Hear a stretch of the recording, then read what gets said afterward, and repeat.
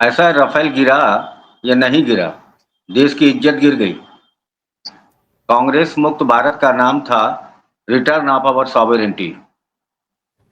आज इन दो महानुभाव गांधी नेहरू की आलोचना क्यों करते रहे? इस देश में सॉवरेनिटी के वो प्रतीक हैं। 1949 में एक गरीब देश के प्रधानमंत्री पंडित नेहरू गए थे, जिस देश में दो टाइम खाना नहीं बनता था और उनकी ताकत थी। उन्होंने प्रेसिडेंट ट्रूमैन उनको लेने आया था एयरपोर्ट पर। इनको फ्लैट के बाहर चपरासी भेजा जाता है लिवाने के लिए, और अमेरिकन कांग्रेस में खड़े होकर कह दिया था कि विश्व शांति को अगर खतरा होता है तो हम तटस्थ नहीं रहेंगे, लेकिन हम एंग्लो अमेरिकन ग्रुप के सदस्य नहीं बनेंगे। इतनी उनके मॉरल में दम थी। और उसके बाद प्रेसिडेंट ट्रूमैन ने कहा देश को नेहरू जैसे नेताओं की आवश्यकता है। Gentleman, we have become the 52nd state of America after Israel. आज मेरे लिए कोई आश्चर्य की बात नहीं जितना हुआ है। मैं सब जानता था यही होगा, सब जानता था। 3 बार हमारे नागरिकों को हाथ बांध करके भेजा गया और ये बेहया सरकार सोचती इसके ख्याल तक नहीं आया।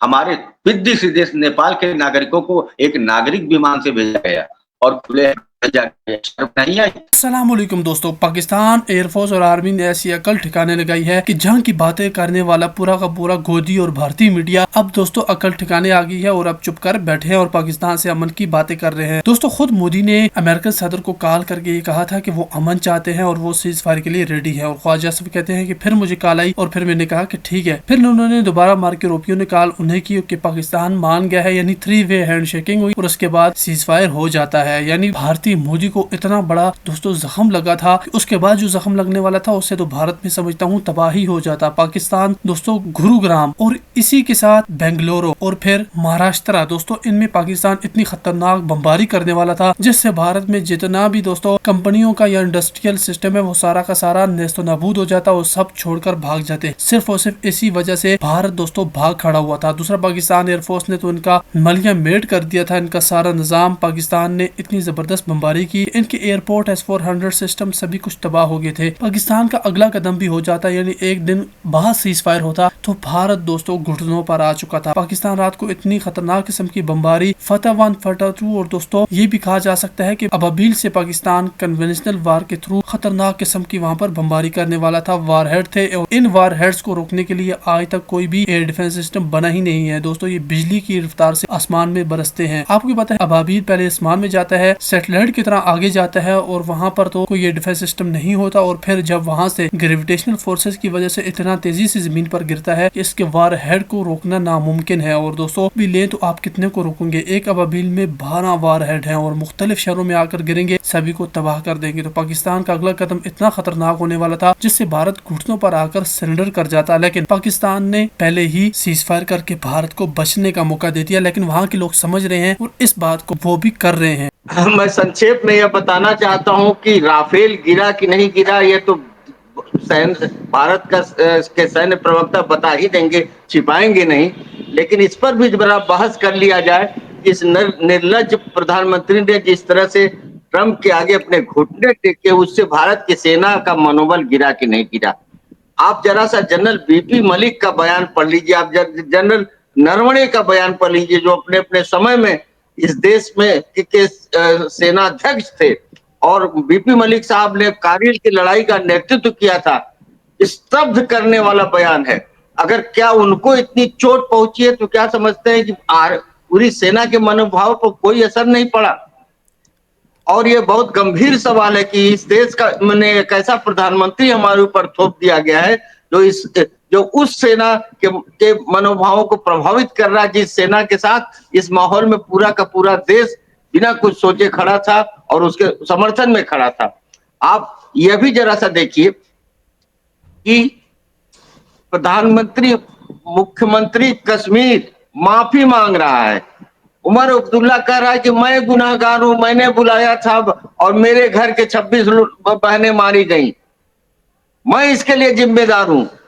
इतने सारे भाषण हो रहे हैं, जा रहे हैं। वो उस हत्याकांड के बाद वो चुनाव प्रचार में जा रहा है, वो जा रहा है अडानी के उसमें, वो टिकटॉक की मीटिंग में बॉम्बे जा रहा है। कहीं उन्होंने कहा कि मैं भी जिम्मेदार हूं, मेरा भाई अमित शाह भी जिम्मेदार है, मेरा मेरा रक्षा मंत्री भी जिम्मेदार है, जिसने एक वहां पर होमगार्ड की भी ड्यूटी नहीं लगाई।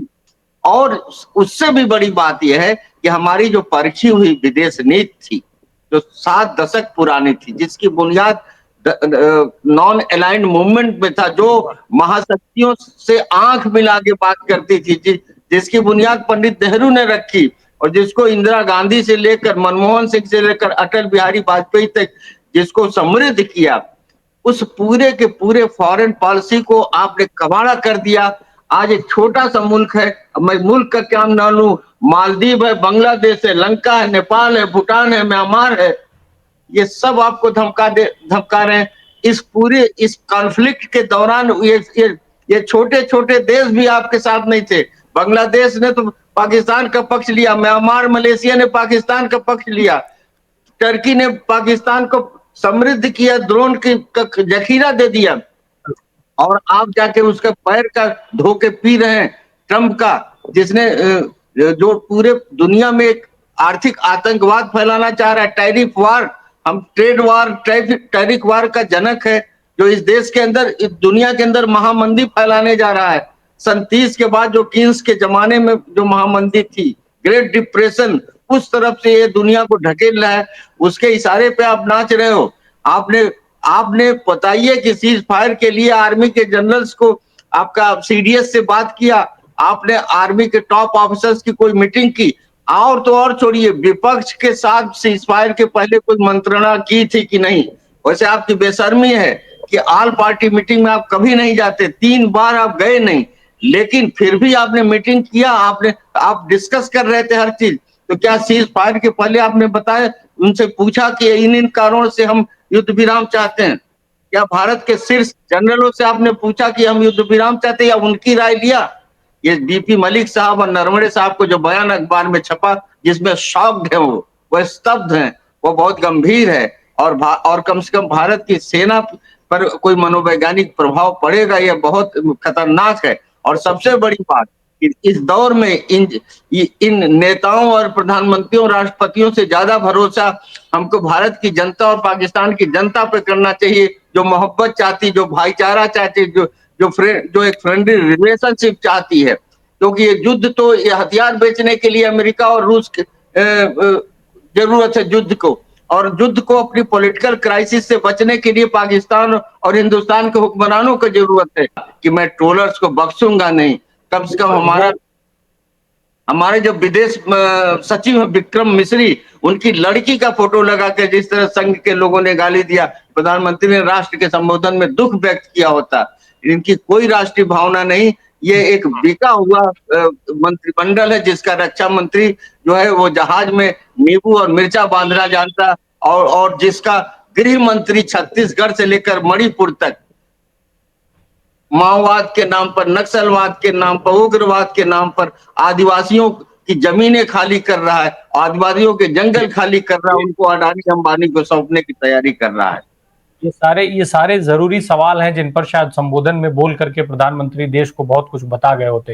हरिशंकर सर, देश को जवाब मिला या नहीं मिला, लेकिन चुनाव के लिए मटेरियल पूरा हो गया, मीडिया को मटेरियल मिल गया अगले कुछ समय तक चलाने के लिए, सोशल मीडिया को मटेरियल मिल गया अगले कुछ समय तक चलाने के लिए।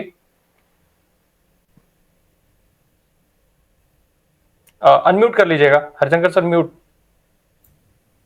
हाँ, हो गया जी। भक्तों का जो दर्द है वो तो इस वक्त चरम पर है, और पूरे संघ को इस वक्त दौरे पड़ रहे हैं, और चिंता इस बात की है कि मटेरियल नहीं मिल रहा चुनावों का, और लगातार चुनाव है 29 तक। जो भी वो झुंझुना उठाते हैं वो बचता ही नहीं है। बहुत सारे सवाल हैं, देखिए ये सवाल ऐसे हैं जो जिनको मैं उठा तो सकता हूं लेकिन उसे सिद्ध नहीं कर सकता, इसलिए उठाने नहीं चाहिए। फिर भी कुछ कोइंसिडेंट होते हैं जो सोचने पर मजबूर करते हैं। पुलवामा की घटना और पहलगांव की घटना दोनों एक चीज मुझे किसी मित्र ने बताई और पुष्ट खबर थी कि जो डीआईजी वहां पर तैनात था वही पुलवामा में था। पुलवामा के आईजी का क्या हुआ आज तक किसी को नहीं मालूम है, जिसको पंजाब पुलिस ने पकड़ा था। खैर बहुत सारी चीजें हैं जो आपको समझ में आती हैं, लेकिन आप पुख्ता तौर पर आपके पास कोई सबूत नहीं होते, क्योंकि आप कोई जांच एजेंसी नहीं है। आप दूर तक देखते हैं, देर तक सोचते हैं, तो आपको समझ में आता है कि हाँ कहीं ना कहीं कुछ गड़बड़ है। खैर 26 लोगों का वहां पर मारा जाना और हत्यारों का, आतंकवादियों का वहां से विलुप्त हो जाना, उनको वो जमीन निगल गई या आसमान उन्हें अपनी ओर खींच ले गया, ये ना पता चलना। हमारे सैटेलाइट इतने सक्षम है, हमारे पास ड्रोन है, वो कहाँ गए, कहाँ से आए और कहाँ गए, कौन लोग थे, और जिसके लिए ऑपरेशन सिंदूर चलाया, क्या वो ऑपरेशन सिंदूर पूरा हुआ? प्रधानमंत्री ने कहा ऑपरेशन सिंदूर जारी है, सच बोला उन्होंने। ऑपरेशन सिंदूर जो है वो 26 लोगों की जो मौत हुई थी उनके लिए चलाया गया था। उनकी जो विधवाएं थी जिनका सिंदूर उजड़ा था, उनके लिए वो चलाया गया था। और उन 26 को मारने वाले 4 या 5 आतंकवादी मारे गए या नहीं मारे गए, मारे गए तो कहाँ मारे गए, यहाँ थे या यही हैं अभी छिपे हुए हैं, वो इधर ही कहीं है, उपस्थित हैं, या वो भाग गए, भागे तो कैसे भागे, किस रास्ते से भागे, इन सब के सवाल नहीं है। इसलिए ऑपरेशन सिंदूर जारी है और जारी रहेगा, और ये कब पूरा होगा कह नहीं सकते। अब भक्तों का है कि वो किस तरह से परेशान है कि चुनाव के नैरेटिव आपने देखे। जब वहां पहला उनका जो पंक्चर किया वो कश्मीरियों ने किया, वो उन भारतीयों ने जो कश्मीर में रहते हैं, उन्होंने बता दिया कि हम 2 तरफ से मारे जाते हैं। एक तरफ से हमें यहाँ की आर्म फोर्सेस शंका की दृष्टि से देखती है, केंद्र में शंका की दृष्टि से देखता है, हमारे साथ इधर से जुल्म किए जाते हैं, उधर से आतंकवादी जुल्म करते हैं। और उन्होंने